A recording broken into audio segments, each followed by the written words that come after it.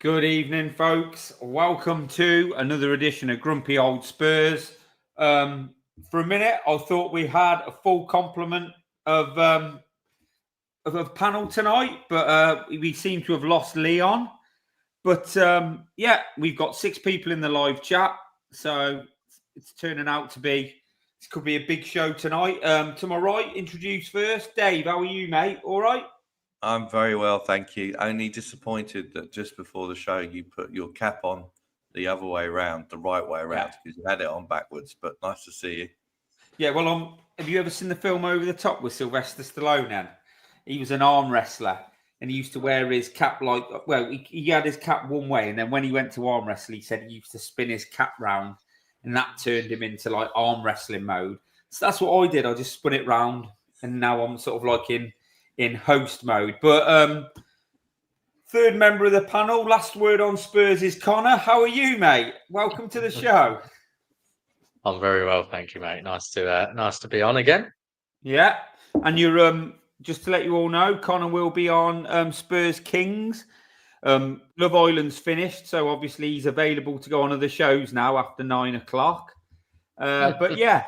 Is Leon just turned? Here he is. Look, I knew he had a full complement. Leon's in the house. How are you, Treacle? Yeah, not too bad, mate. Sorry about that. I had summer transfer window, isn't it? I just had a call from Daniel. I had to jump off and take that. I was prepped for the show. It's grumpy. I was going to do my usual stuff. I was going to moan, all of that kind of stuff. But Daniel, he's basically going big. I'll talk about it in the show. But there's investment coming in from Dubai, 500 million, and he said he's after the feedback on the Gary Neville thing. He said he's had enough. He said he wants to go all in. He's going Champions League final and win the league. So anyway, we'll get into it. Nice to see you all.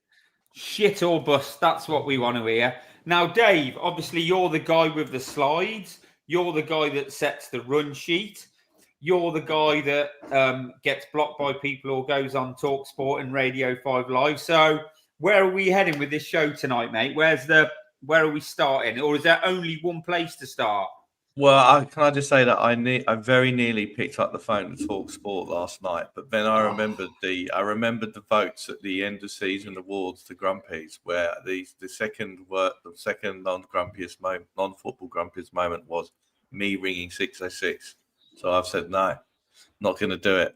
I think there's only one place to start tonight, and I think it's only fitting that we do pay tribute to, as Kerry says, and Kerry's probably a bit upset. Well, she is upset. I've never seen so many crying emojis. Never seen her crying like this before. I've never seen Kerry crying like this anymore. So he's been with the club for 10 years, 4th highest goal scorer in our history, and so obviously it was announced that he was leaving. We'll talk about some of the social media commentary on it in a minute, but just going around to all of you, how are you feeling that Sonny? What's your finest memory of Sonny? Gibbo, do you want to start? Yeah, finest memory. I mean, you could say lifting the Europa League at the end of last season, but I think more for me, Dave, it's just looking back on his whole time career at Spurs. He had a difficult first season, and then just came on leaps and bounds. I mean, I was talking with my lad about it, and his partnership with Kane. I don't think I'll probably ever see anything like that for Spurs again in my lifetime. They were fantastic together. He was a great player, great person as well. But yeah, fantastic goals, left foot, right foot, screamers, mazy runs. You know what I mean? He was just a really good player, and I'm just so glad that he won that trophy.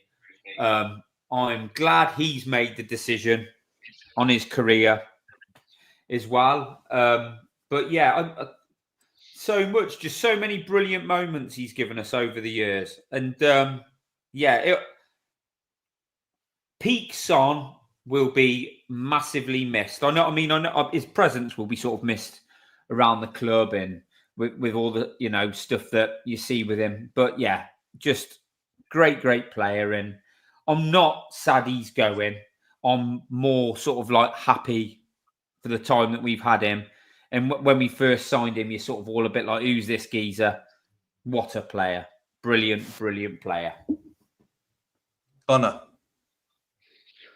Yeah, I mean, echo a lot of what Gibbo just said, to be honest. I think right time for him to go now. The analogy's been, it was a bit like watching your dog shit in the house towards the end.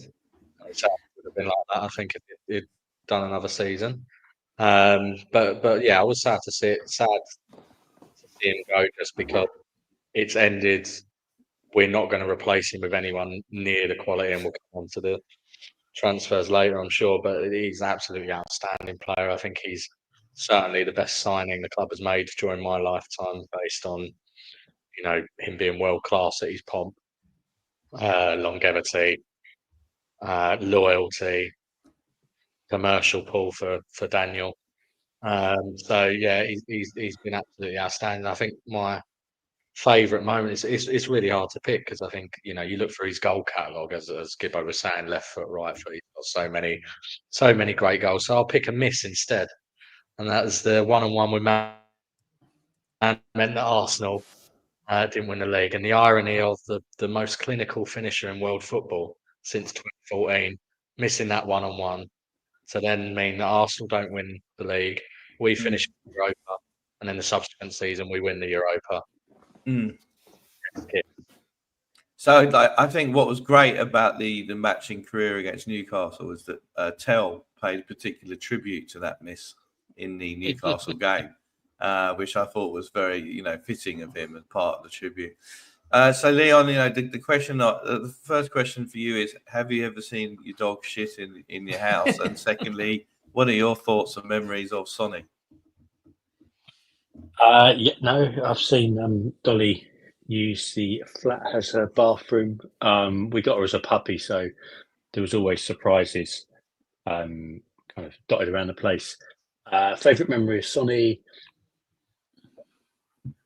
I think the goal against Chelsea at Wembley is one of the first that spring to mind. But honestly, like you guys have said, definitely the right time for him to go. But he was superb, and again, the partnership with Kane is, I won't see that in my lifetime. I think it's one of those where you've got players like that where I won't say you take it for granted, but they go, and then you see what the replacements are. It's like, fuck, we had someone that was top draw, and now we got Tell and not a bear. It's not going to be quite the same, but I think it was definitely the right time for him to move on, unfortunately. Can I just? I don't know what you think, Dave, but obviously me and you have spoke about. We thought it was the right time for Sonny to go. Maybe we thought it was the right time for him to go last summer, and I've been steadfast in that thought process. But when I actually saw the highlights from the game against Newcastle, because I didn't watch the game, I didn't think it would be the sort of testimonial to Son it sort of turned out to be. And in the morning, when I sort of started seeing the things about him saying it was leaving, I felt more of than I thought I would, a sort of twinge of sadness at that point, because usually I'm even in your cold stone heart. And I am pretty much like that when it comes to football these days. But I genuinely did feel a little bit like when you saw him going off, and I was walking the dog with walking Ralph with Trude, and I sort of said, it came up on the phone, and I said, that's it, he's gone off, that's it, it's over. Did you hug Ralph at that point? No, we just, a bit like Connor said, picked up his shit and walked off, mate, and carried on with the walk. But and at that point I did feel that, because it is it's weird. It was weird. It felt weird up for that point, and leading up to it, I never thought I'd feel like that. I don't know how you felt about it, Dave. Let's hear your thoughts, mate, because obviously you asked the question. Well, I mean, are you accusing me of having a cold heart to start with? No, I'm not accusing you of having a cold heart. I'm just saying, how did you feel about it? Well, first of all, I have to say, and I've got to apologise to the three of you, I decided to take advantage of the time zone difference. We're going to get into that in a minute. And for the financial gain of this channel, I thought to myself, I'd gone round. I heard the news. I was in Woolies doing my shopping, and we needed to get a lot in because we had no tomato sauce for a start. Oof. All right, I did a big shop, and then in the car park, I saw that it was announced he was going, and I thought, because I live and breathe this channel, as you know, Yeah. and so I thought, let's do some content. And then the other thing is, I used chat, and I looked up Sonny's name in Korean and whacked it in the title, and we've last week the Morgan Gibbs White, we earned 11p. I reckon we've earned 30p this week. So Leon, that gives you 3 swear words to get rid of the 30p I've earned. All right. And no, Phil, I hadn't gone back to 1991 in release and heard the news, because over here it's Woolworths and Coles. Who, by the way, no, I'm not bloody Gary Swan from fucking Goodnight Sweetheart. There goes 20p. So to answer your question, listen, I got to be honest. I've done Dry July, so I've spent the weekend getting back on it. Very emotional. So I've been very emotional all weekend getting off Dry July. And so when I watched the match on Sunday night, I had a bottle of red, some espresso martinis and a beer. And I did fall asleep in the first half because it was a bit boring. But when he went off, and it was lovely, the fact that it was up against Trippier. It was lovely when all the players organised a tunnel. It was lovely the fact that he was in Korea when he did it. I thought, and I think it was always going to be the case, because if Son hadn't played, I think we'd have lost a lot of money on it. And we know that Daniel needs to fund those towers somehow. So I'm very pleased the way it worked out. But speaking of stone hearts, Sonny's dad, has he ever been historically known to smile at any point whatsoever? I think he's contractually obliged not to, but he did. I think there was a little bit on the socials today where he'd been talking about Son's move, hadn't he? Connor, did you see that? Or Leon, either of you see that? Yeah, I didn't watch it. I saw it. I saw the post, but I didn't actually watch the video. Yeah, I saw it. He wasn't smiling, but there was some slight emotion in that. He said now he could move to a club that he wanted to be at, and one that kind of suited his lifestyle. Like he was finally allowed at 33 or however old he is to, I don't know, go and enjoy the LA sun. But he looks pretty fearsome, doesn't he? He's probably a Thai boxer. He don't smile much. He doesn't smile at all, does he? Just kind of growling at him, whatever he does. Yeah, I mean, he does remind me, Sonny's dad, and I just want to make it clear that that's not with the allegations that surround these dads. Like the Jackson 5's dad, and he apparently used to whip the Jacksons, this, that, and the other. Now, again, I'm not alleging that Sonny's like any of the Jacksons, to be clear. And then, wasn't it Beyonce's dad used to sack other members of Destiny's Child? Yeah. Well, there's loads, aren't there? There's loads of these parents who have done that. But yeah, he's a harsh bloke, any. But he just said it was his decision, and he can now go and play in a city where he feels like he'd like to sort of like live, which obviously he quite fancies living in LA. But I also read something earlier that Tottenham had sort of maybe wanted him to stay, but I think it was his decision in the end to go. Well, I think that.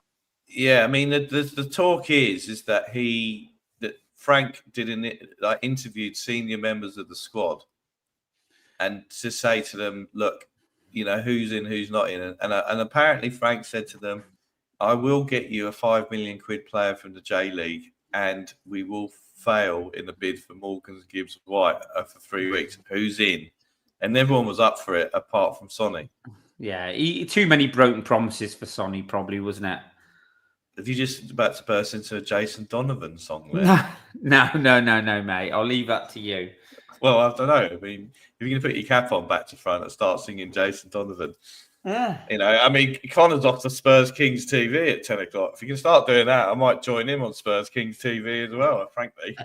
Leon, if you want to hang around for Gibbo singing Jason Donovan, that's up to you.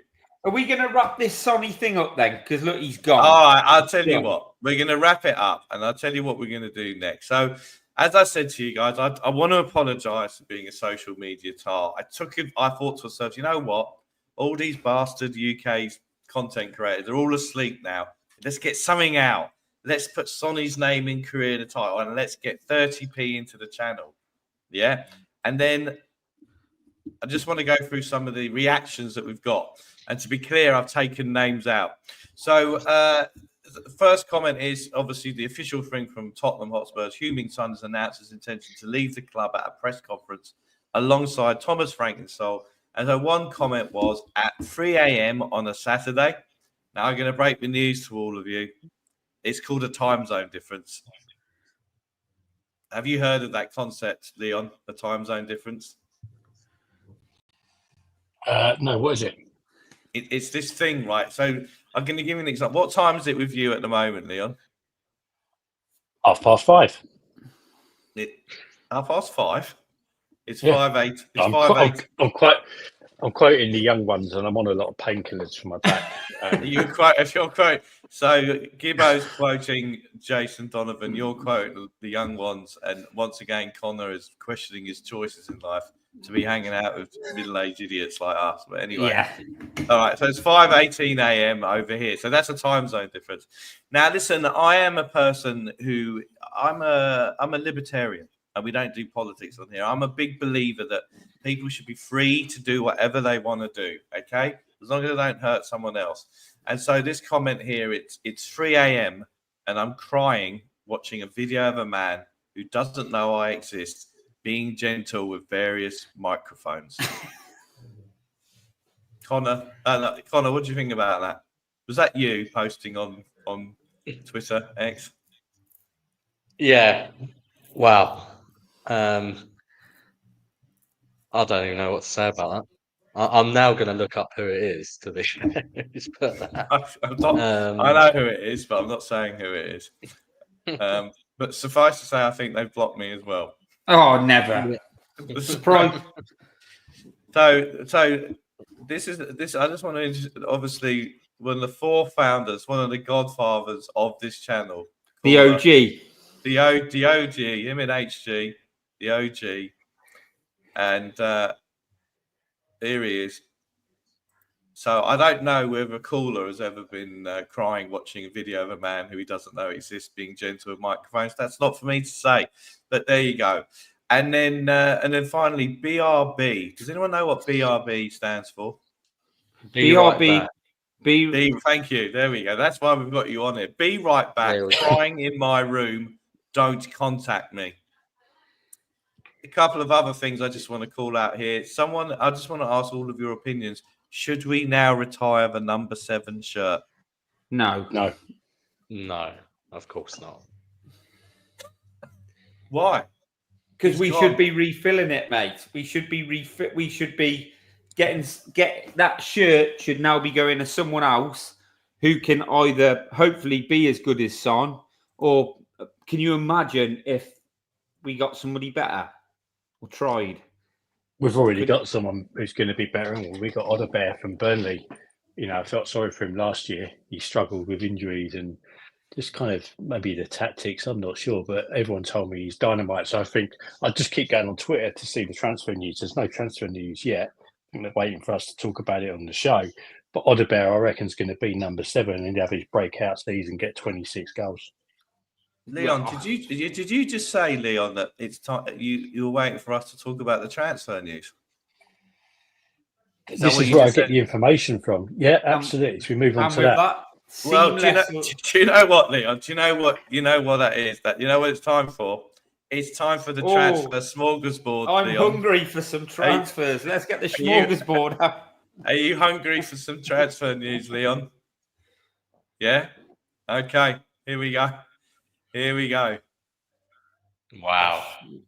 There we go. It's a time for the transfer smorgasbord. He's really outdone himself this week, Dave has.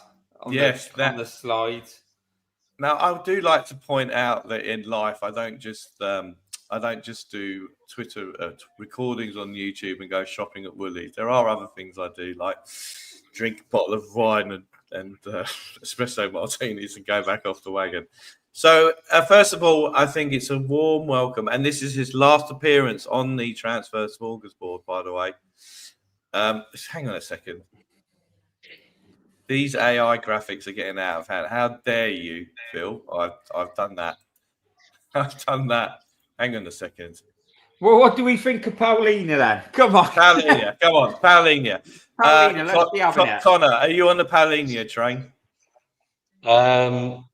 I want, to be honest, we discussed it, didn't we, when we did the transfer committee? I did want number 6 who was a bit better at progressing the ball. But that being said, you can't deny that Paulina will give us a different option in midfield.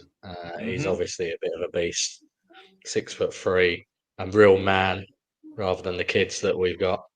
Yeah, Phil just said another annoyingly handsome player. I concur with that, Phil.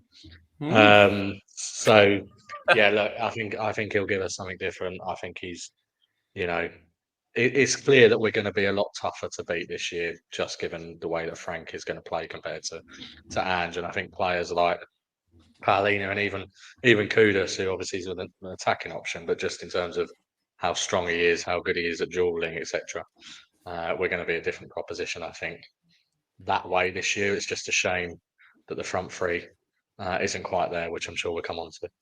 Well, let's just get through the rest of the smorgasbord, because I'm sure that the front three will be dealt with as we go through the smorgasbord. Leon, happy with our new signing? Yep, yeah, I do. I think he's a decent signing. Whether he's on loan or whether we bought him, we needed someone like that. And as Connor said, I think him, Romero, well, Richarlison won't stay fit, but the pair of them will do some damage for sure. And I've got no problem with that. I like moaning, but can't moan about that signing. I think it's decent. Gibbo, happy? Yeah. We sort of thought this would be the guy who they went for anyway, didn't we? When we spoke the other week, we sort of said, look, that's who we think it will be. Mate, I think he's probably a better passer of the footballer than people sort of gave him credit for before we signed him. He's just a tackling machine, isn't he? And it's like Frank said about using him in certain games. It'll be important to us. I think he's probably, he is the only midfielder of that ilk that we have, isn't he? And we need a tackler. Last season, it was just like the partner of the seas. Literally nobody making tackles until it got to the centre-backs. So, I've got no doubts. And he adds experience. He's a big bloke, good in the box at, defending set pieces and attacking set pieces and on loan. And if we do if we think we're going to sign him, I'm sure we won't pay the fee that they've sort of said you can have him for. We'll probably negotiate and maybe get him at a slightly lower rate if we go down that road. But I'm happy with that. I think he's a decent player, better than what we had. I thought Archie Gray had a good game against Newcastle when I wasn't falling asleep or crying. Yeah, he did. Sonny went off. I thought he did well there. I thought he had one. I know it's a pre-season friendly, but I thought he actually had a good game. And the fact that he got kind of elbowed in the face by lovely Joe Linton, I think it's the making of someone like that. So I'm happy with the sign. I'm very happy with the signing. So let's move on to the rest of the smorgasbord. The Juventus striker, Connor. Are we going to get him? Have we been linked? I was wondering how he found his way on the board, to be fair. If he's on the board, he's been linked. He has now. You're gonna see one of these shit sources tomorrow now link us with him after they watch Grumpy and see him on the board. I mean, look, I can't see this one happening. What I've seen of him, to be honest, I'm not sure I particularly want him, even with how bad Richarlison is. I do want us to replace Richarlison, but I'm not sure this guy is the answer. All right. So that's me. I don't know what Leon thinks, Connor, or you. I think we're keeping Richarlison now. I think we're going to rely on Richarlison as one of our forwards. We've let Lancashire go. We're going to rely on a guy. We've made that decision, and like the coaching staff or whoever will have to live with that. But a guy who's never fit, we are literally going to rely on him as one. I don't think we'll be getting him out the door and getting another forward in. I think he will be part of the squad this season, which is dodgy. We're not going to sign another striker. Richarlison will stay. He's whatever value is in him will just dwindle as he gets injured and does his usual stuff. And I'm not sure. I don't think we're not going to go big on a left winger to replace Son. We've replaced him in Tell. Those positions are full. They're not full quality, but they're full. I think what we'll do is we'll bring in a mid-price, so 25, 30 odd million kind of attacking midfielder as Maddison's deputy, even though Maddison might be out for a long time and Kulu's obviously out of the picture as well. It will just be a kind of a nothing-ish type player, in my opinion. But we ain't going to sign him, and I'm not even sure he's an easy answer, to be honest with you. But that won't happen. No, well, you say that about. Sorry to cut across you. You say that about attacking players. Well, I'll be right with you in a sec, Gibbo, because Smorgasbord number 2 tells us Jack Grealish or Moani from PSG. Gibbo, over to you. Well, I don't know if me and Leon have been involved in various chats where we've been told about the data-driven approach at Tottenham and how we get the data and we'll look for these certain players at a certain age and we'll go for them and it's the price range and everything. It's all data-driven. And my take on the Jack Grealish situation is I think Grealish would be a good signing, to be fair. He can play sort of as an attacking midfielder and he can play on the left as well. But I think we'll probably go for players like Leon said of a certain price. And if those difficult deals can't be pushed through, last day of the transfer window, we'll go to Man City and get Jack Grealish on loan. Good point here by caller. Look at what Richie does on Instagram when you talk about his worth to the team. Players, when you talk about their shithousery, the quality of the play, you just have to take the housery off that word, and that tells you how good they are, players, when you talk about their shithousery.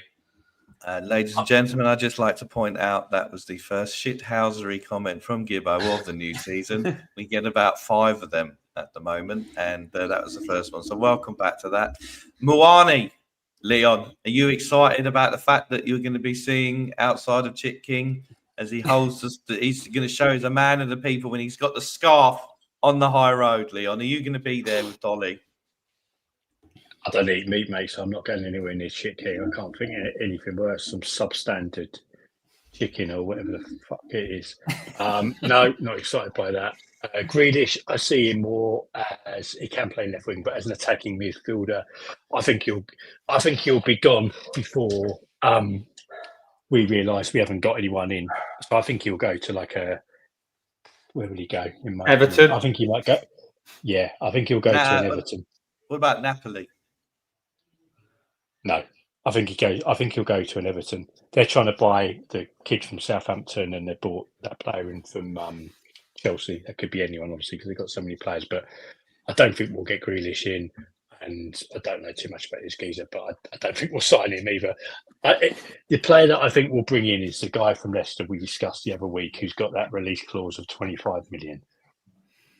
How do we know that it's a release clause? Because aren't they confidential, Leon? No, someone at Notts Forest just sent me a fax that's coming through. They explained that he's got a release clause and we should go for them. And that Morgan Gibbs-White money, that was 60 million that we were definitely going to spend on Morgan Gibbs-White, who's a really good player in my opinion. We spend half of that on a player that's not even close to his quality, and the other half just goes on some double glazing in those flats that are going up in Tottenham, because Levy's taking a back seat. He's not involved in it at all anymore, is he? So, but with this guy though from Leicester, we don't really want to be spending that much money, because what you got to remember is we can't possibly get anybody better than Maddison. When Maddison's fit, he's like integral to what Tottenham do, and you know, he's like an undervalued and underrated player by lots of people. The injuries he keeps getting are unlucky. You know, he doesn't usually get those types of injuries. His sort of like games haven't been dwindling the amount of games he plays over a season, haven't we? Now. Over the Hang on a past sec. 5 seasons. Hang on a second, Gibbo. Let me just get the minutes from the transfer committee. Leon, I don't think you were at the first transfer committee meeting when we sold players. Yeah, but don't worry. In the minutes, it's got that you were absent. Now, I've got here in the transfer committee minutes that 2 of us voted that Maddison had to go and 1 wanted Maddison to stay. Connor, over to you. Yeah, I mean, very, very unlucky, isn't it? ACL. What can you do? It is bad. Unfortunately for us. Yeah, we but joked, we decided to sell him, and you wanted to keep him. I did. I think he watched our podcast actually, and it, was so disheartened by the fact that 2 guys wanted to sell. Who's been our most creative player since he signed. It's impacted him mentally, which has then impacted him physically. So hang on a minute. You're blaming the grumpy old Spurs transfer committee for his injury. Well, this is me shirking any accountability. Yes, that's what I like to hear. Daniel Levy. Like Daniel Levy doesn't pick the team, so how he doesn't pick the team and he doesn't motivate the players. So that's the reason. We'll get on to that in a minute. Thank you. Yeah, we'll get on to that in a minute. I wasn't actually digging Connor out there. I think there was I wasn't genuinely. Then I thought, but I actually think there was a lot of that. Like, it's terrible what's happened to Maddison. That's terrible to come back from injury and then obviously get another, which appears it's going to be a bad injury. But the trouble, like when we said the guy's he's not fit enough, he doesn't play enough games. He's always injured at key times, and then he takes a while to come back. So when we were talking about in our transfer committee meeting, Dave, about getting rid of him, that was the reason. That's the reason why we said we should have bought a number 10 anyway, whether he's fit or not. Yeah. And obviously, what did he last? 10 minutes? It's just obviously he's more reliable than Richie, but he is just another unreliable player.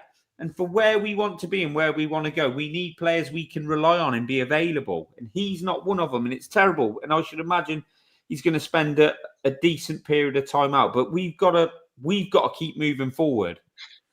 And we don't want to, and I don't want to see us sort of like buy someone in who we go, well, just till Madders is back, if he can stay fit. I want us to buy somebody who literally, if Madders comes back, he can take minutes off him now and then. Well,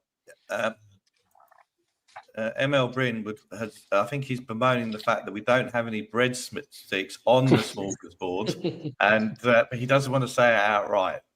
It's because he'd think he'd be trolling the smorgasbord.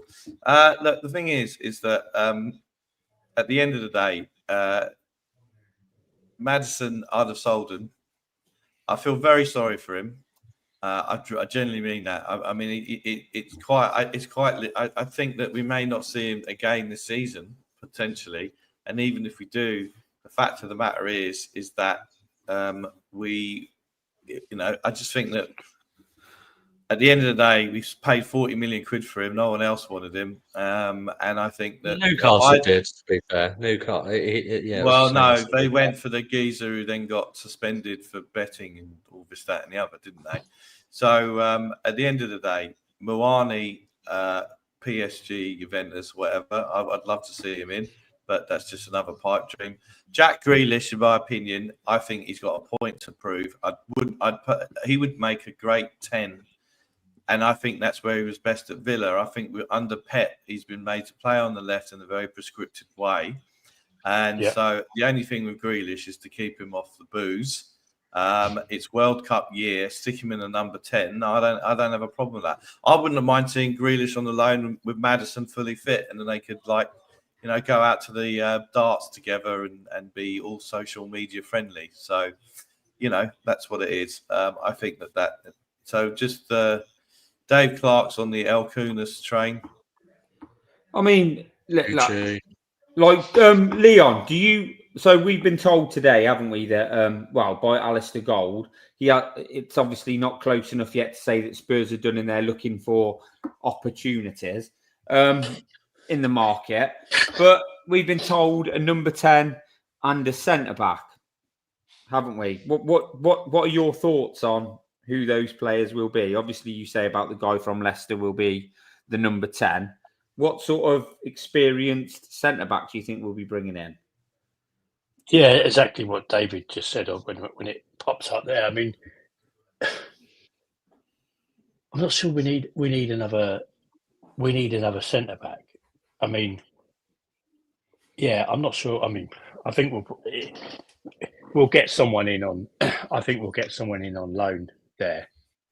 In my opinion, and then I do think it will be the guy from Leicester, because I think, has it been confirmed that Alisson's actually done his ACL? Has that actually been confirmed? Not been confirmed yet. No. But it's clear it's whatever it is. It's he's out for a long time. I think the club will play on the fact that we've got Maddison, and they'll bring in, like I say, someone who's not as good as Maddison when Maddison's on form and fit, and that will be the excuse for not going big, because we've already got someone in that position. Of course, it's nonsense, and of course, what we should be doing is doing what Chelsea do, is bringing someone in that's better than Maddison, and then allowing Maddison to try and up his game. That's what should be happening. But what you see, and we could talk about this for hours, but what you see is when you go through that 1 to 11, is gradually the players that are coming in, they're of reduced quality. They're not as good as the people that are leaving. Now, Son's left. Obviously, last season, wasn't his best, and he's kind of coming to the end of his career in the Premier League. But when he was on form, he was borderline world class, or certainly up there. But what did we do? We replaced him with Tell and Odobert, who scored how many goals? Was it 3 last season? It's just It's just nonsense. It's just nonsense. So as we currently stand, sorry, go on, Connor. No, I was just going to say, look, for me, I think, I agree with Leon. The only reason I might want a centre back is if they sign someone who could play left centre back and left back, for example, and then you get that hybrid man in your squad that can cover the full-back depth that we're lacking. Plus, also, to be honest, we've got a lot of centre halves who are probably better as right centre backs rather than left centre backs. So you sort of kill 2 birds with 1 stone. The number 10 obviously is needed now because, well, it was needed before with Kulu out as well. But given we got Kulu and Maddison out, we definitely need someone creative in midfield. And then for me, left winger is where we should be making a marquee signing. You should be replacing Son with someone who is, at that similar or close to that level, or able to get to that level, established. Because with Tell and Odobert, I'm happy to have them in the squad as young options who hopefully we've got Frank who's an actual coach rather than Postecoglou. Maybe they'll develop over time.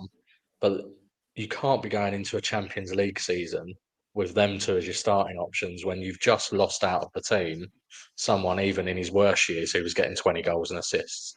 Yeah. So, I think take you away from the market signing should have been. Yeah, so just sorry to cut across you. I want to take you away from the left wing at the moment. I want to take you through this one last time, go through all the way across that front 3 at the moment. Ready? So currently on the books, Manor Solomon, who mysteriously seems to get injured every time he walks into that training ground. It's a weird one. I'm not going there. Manor Solomon, Brian Hill, Tell, Odobert, Richarlison, Solanke, that's 6 now. Brendan Johnson, Odobert. Have I missed anyone? Yeah, Kudos. So what's that about? That's about 8 players, yeah? Kudos is the best, isn't he? Really, well, I think so. Yeah. So we got Kudos. So up top, Burnley at home. You're going with Kudos, Solanke. If he's fit. Odobert. Yeah. Kudos, Solanke, Odobert. And who's playing number 10? Saar? Bergvall? Bergvall, probably. You haven't signed anyone. Right. Well, Kudos. Didn't Kudos play number 10 a few times for West Ham? So you could end up going Johnson, Solanke or Richarlison, Tell or Odobert, and Kudos is a number 10. No. It's not great, is it? It's not great. If you go through those players, God, sorry, mate. This is an interesting one. I'd like to answer this by just saying, why does Owen think Tell is good enough? I think that's the easiest way to answer that question. I think he will be better than people thought he was last season. Well, I think hang on a minute. Last season he was shit. Yeah, I think he could end up being a good player. I'm not saying brilliant I think he could be a really good squad player. I don't think he's going to be awful in crap, but I don't think at the minute, definitely, he is going to be the guy that will take us from 17th in the league to the top 6. Be the guy that is good enough to make us competitive in the Champions League. I don't expect to win the Champions League, but make us competitive to get through to the knockout stages, or the guy that could possibly spur us on to win a League Cup or an FA Cup. I think he'll be decent. I don't think he's going to be amazing, especially not yet, but I don't think he'll be awful. But I don't know if you guys think the same. I just think he will be a good squad option. I think as soon as we go on, Phil. I was going to say, as soon as we signed him on a permanent deal, to me, it was obvious he was Son's replacement. I think Tell is a good option if you've got a more established or higher level player that plays in that position that can contribute more goals and assists, and Tell comes in and deputises, or they rotate, or whatever it is. But now on that left side, there's a lot of pressure on Odobert, who is not good enough, in my opinion, and Tell, who's still a young kid, to come in and at least try and get half the goals and assists Son got. And at the moment, based on what we saw last year, does anyone genuinely think that the pair of them can do that? No. Can they get 10 goals and assists between them? I'm not sure they will. I don't think that means they're crap. I agree with you, Leon. I don't think that means they're crap. I just don't think they will. But apparently, Tao sees himself more as a centre forward, doesn't he? Long term. It does, but every time, and again, we had a really bad manager, but every time we've seen him play up front, he can't hold the ball up. He looks, for a guy that's not small, he doesn't look particularly strong. I don't know. I don't see it. Look, he's how old is he? 19. He's a 19-year-old kid, isn't he? That's what he is. I mean, I've promising. I've defended the signing of Tell a bit more maybe than some people, because I think that perhaps he is a prospect, but the point is he can't be first team. This is we can't on one hand demand more of the ownership of the football club to get us competing and then be happy with players like Tell being first team. I'm very happy for him to be a squad option, and maybe he'll get there over time. Yeah. But what other big serious football club would have Tell playing on the left in their first team? The answer is none. So I think look, for me, I'm happy for him to get minutes and be an option, but we absolutely need to sign.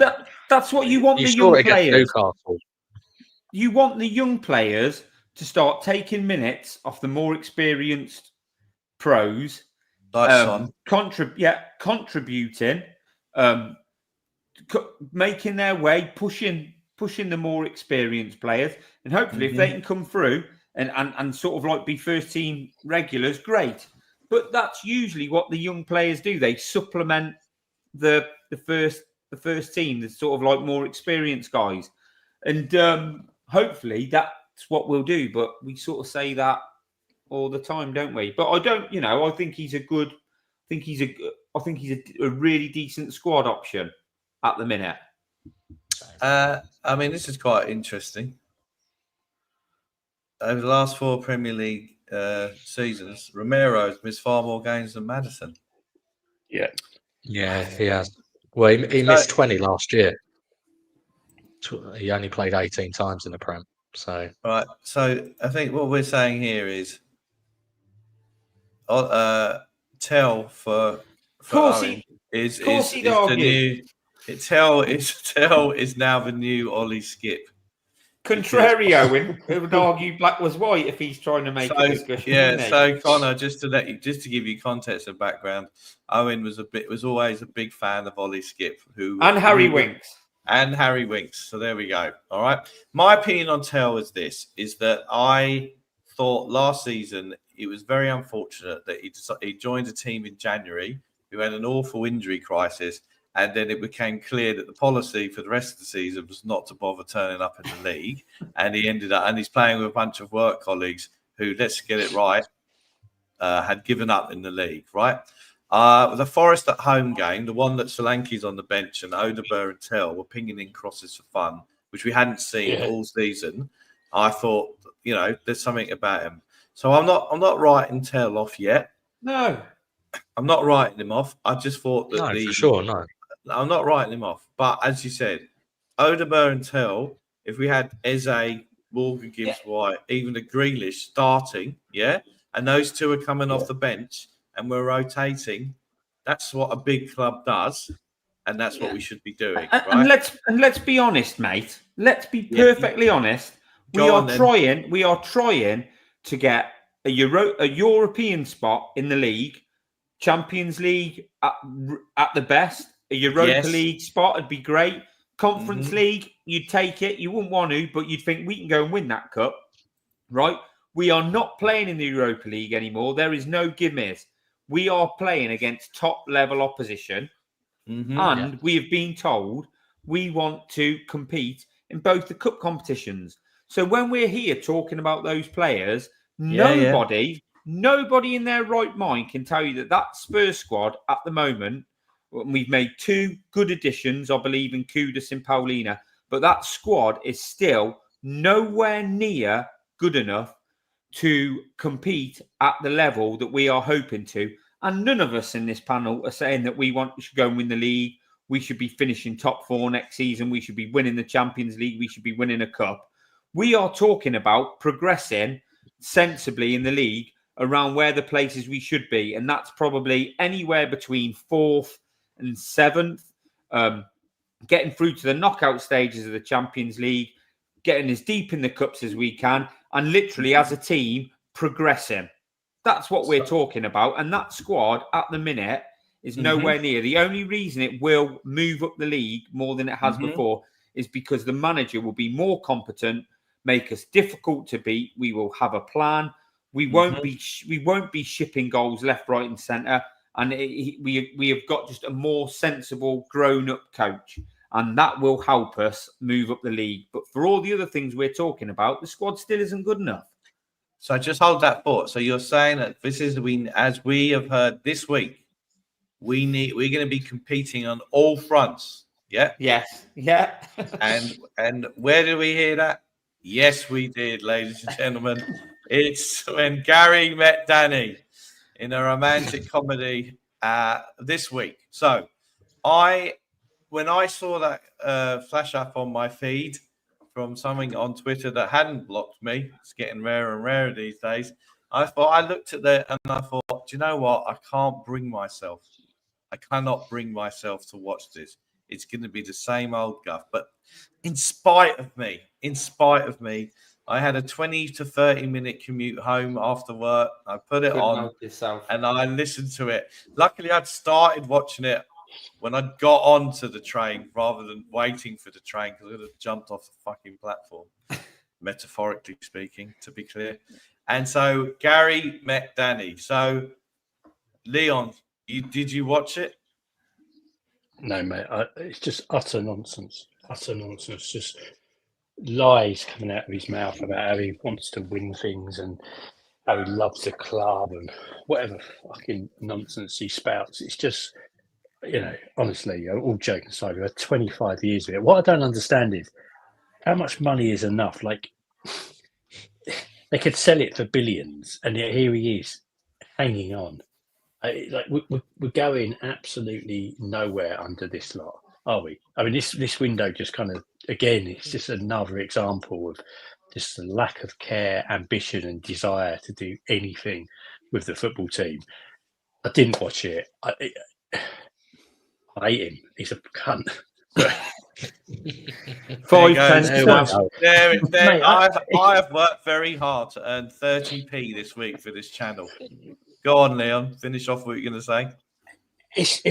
Mate, I've wanted him out since that summer we sold Keane and Berbatov, and I listened to the excuses from people as to why we couldn't be competitive or saving for a stadium and no one can improve the first 11, and Poch didn't want any players, and this and that, and he wouldn't have hired Mourinho if he wasn't going to back him. It's like, here we are in 2025, and we've got that forward line going into.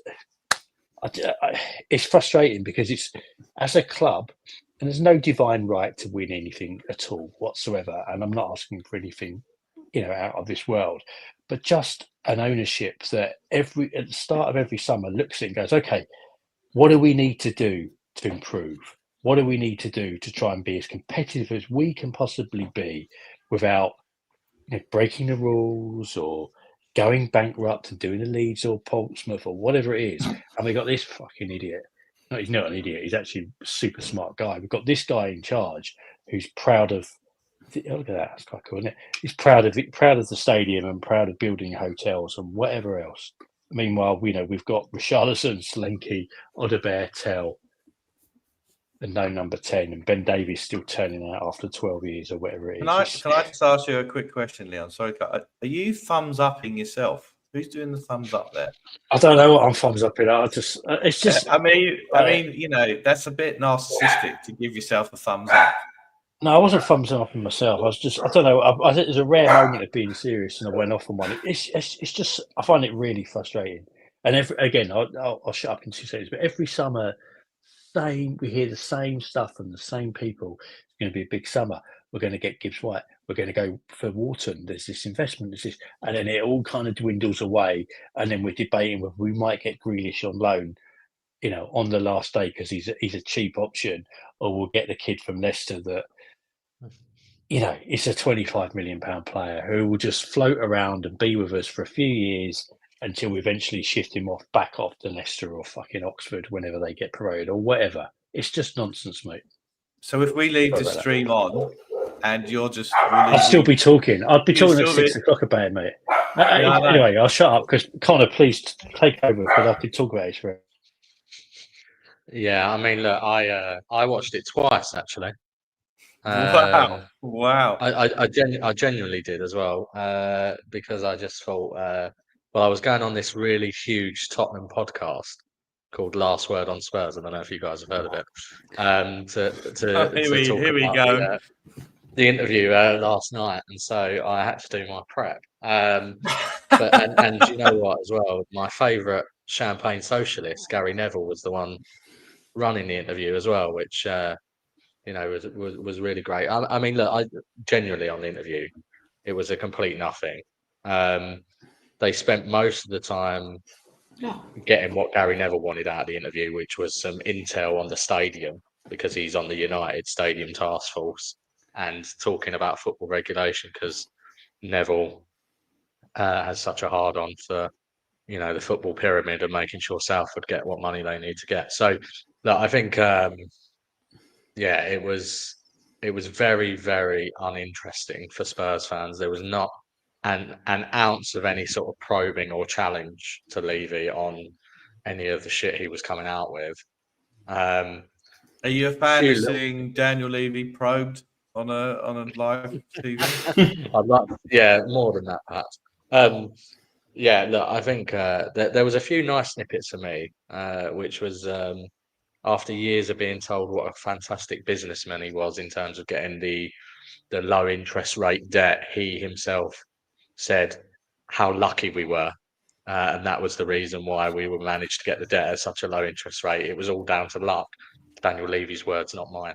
And just to cut across you there, because you are the football expert, as an interest-only loan, does that mean we still owe all that money?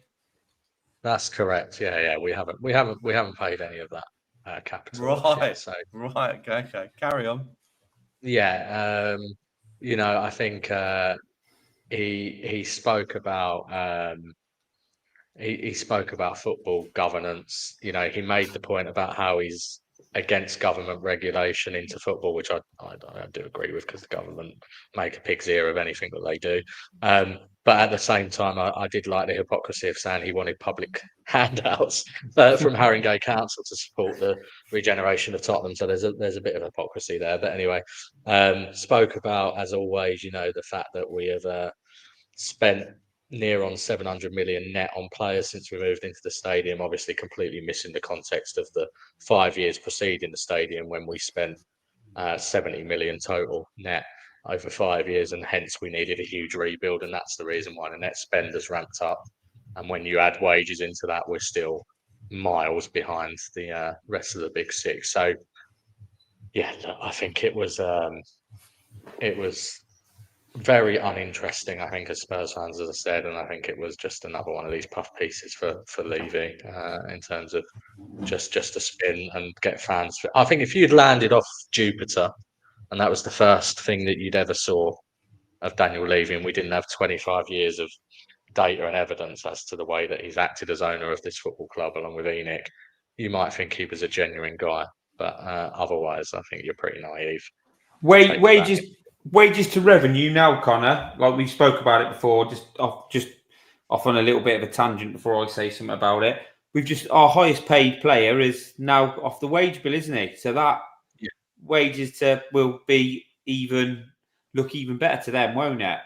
You know? Yeah, I mean, when you see 25, 26, the accounting year in due course, when that comes out, given that's a year that we've got Champions League revenue, and we're going to be £650 million probably in revenue, and then you've got Son, as you just said, coming off the wage bill. Depending on obviously what we do elsewhere, you know, I think there's a very good chance the wage to revenue ratio is going to be 35 to 40%, which is just outrageously low. But like for the whole piece, sorry, Dave, can I have 30 seconds? I've got one question for you, Gibbo, before you go into it. As you know, that this show, we don't have the word vibes, and before we get Gibbo, the word oodles. How are we feeling about that? The use of the word oodles. Oh, it's Kerry. It's Kerry, and we'll have oodles. We'll have oodles. Yeah, I'm not so sure. I'm not so sure. Right, Gibbo, thoughts? Yeah, I can't understand why he's done it. He's never done any of this. He's done that. He did that. He had that conversation, you know, where they had the red wine and all that, Dave, that you done. But why is he doing it? Because there's nothing he can say on there that anybody's going to buy. He's not going to say anything out the ordinary where he thinks I'm going to do this and people are going to see me in a different light, blah, blah, blah. But so why is he doing it? He must have been told that something's got to change with how you do it. That must have been passed down or whatever. Because I don't understand it. And I've not watched it. I've seen a couple of little sort of clips on socials, and I'm thinking, you know, people are having a groan about it and stuff like that, and I don't blame them. You know, people, you know, if that's what they want to do. But I'm just there going, what do you expect him to say? He's just said, no, it's a whole nothing, isn't it? It's just an absolute load of old nonsense. Do you know, Dave, you watched it. I almost felt it was 5 years too late, the video as well. You know, we were walking around Leon, if you watched it, it would make you apoplectic, I think, you know. Well, we've already seen Leon apoplectic. Yeah, you know, he's walking around the stadium showing Gary Neville, you know, this is the concrete from the old stadium churned up on the floor. Here's the brewery. Here's the art gallery. For fuck's sake. I mean, as I say, it's 5 years too late anyway. The state, you know, it's all old news, the stadium stuff, as fantastic as it is. And just the complete lack, as I say, of any sort of challenge. I mean, even Neville, when they're talking about the football pyramid stuff, right? Neville makes the point that he thinks it's important to get a regulator because we don't want teams to break away and try and form a European Super League or whatever. But he didn't then push that to say to, you know, our Lord and Savior Daniel, why did you try to be part of that? You know, that even on that topic, there was no, and obviously I'm sure that the questions were all sent to Levy beforehand and it was all agreed and it's been edited and et cetera, but it was just a complete lost opportunity, I think, in terms of any sort of challenge at all. I think it could be Levy's last roll of the dice doing these bits to try and leave a bit of a legacy where people go, he wasn't that bad in the end. Stop it. We've heard this for years, mate. It's going to be this is his last chance. If this doesn't work, if Conte doesn't work, Levy will go. He'll sell. So I tell you what I was disappointed about. I don't agree with you, Connor, that this was 5 years too late. I think this Neville thing was about 4 months too late, and he should have been there when. Yes, there he is. I've just managed to pull it out. It's the last minute of the show, and I was struggling, but thank God for that. Hey, just a quick question on this, Gibbo. Who is that lady in the green jacket? I believe she is called Phoebe, and she's an American who played for the UK NFL team, and she's on the panel when on Sky's NFL coverage. Gotcha. We'll find out this year, Dave. We'll definitely find that out. Who's the bloke throwing the ball? I believe it's the current king of England. Oh, is it? Yeah, he featured on the Jimmy Savile. Hang on. Okay, listen. You're going to get us kicked out of here. We're going to get done for Tuesday. So, look, my opinion is on this one is that I think that a couple of things made me laugh was that when old Daniel said, we've been so close, we've hit 16 or 17 semi-finals, we've been in 7 finals. I don't pick the team. I don't motivate the players. I don't do the tactics, which is something that the Enoch Inners have always thrown in my face. It's not Levy who plays left back and clears off the line or not. Well, I hate to say it, ladies and gentlemen, he is the highest rewarded person in the Premier League as a CEO. And here's the thing. He selects these coaches. He selects these directors of football. And the good news is, Leon, I don't know if you remember this. I don't know. I can't remember if Daniel rang and told you that Daniel's he went up a number of places in the Sunday Times millionaires list this year. He's now worth $500 million. How do you feel about that, Leon? It's good. It's good. Because he's put so much work into the club. It's basically, if he wasn't running the club, he'd be on this panel with us. And that's one of the things I like about him. He's basically just a fan who's living his dream, who saw an opportunity, just cleverer than all of us put together. And then, I'm just proud that we've got someone that loves the club at the forefront of it. And I'm excited about the season. He's done his best. He's done his best. It's not Football Manager. Not just buy players. Before we, I just like rubbish, nonsense, and it's just rubbish. Why can't we just go out there and sign a load of players, go and spunk it all on a load of players and win the league? That's what we all want. It's not a lot to ask, is there? Well, the use of the word spunk is not really needed. It's 6:04 a.m. on a Saturday morning. I mean, it might be if you enjoy watching a man talk, being gentle with some microphones at 3 a.m. in the morning. That's up again. I'm a great believer in people allowed to do what they're allowed to do, right? Have we done Sacred? We did do Sacred Cow with Daniel Levy a few years ago, Kerry, and you'd be surprised to know I was against Daniel Levy. I thought you were for. I don't think so. I think with Daniel Levy, let's just sum up that whole thing is section 1 was Homes Under the Hammer. Let me show you about how the magnificent, what's the greatest day of your life, building the stadium. So I'm sure his kids will be happy about that one. Then we got on to regulation and the football regulator, which, as Connor quite correctly said, the irony was G Nevster was against the breakaway. And why is that? Because his boss, Rupert Murdoch, wasn't involved in the TV rights, if you remember. The Chelsea model. The Chelsea model's unsustainable. Signing players willy-nilly is unsustainable. And do not forget, he was looking at related party transactions.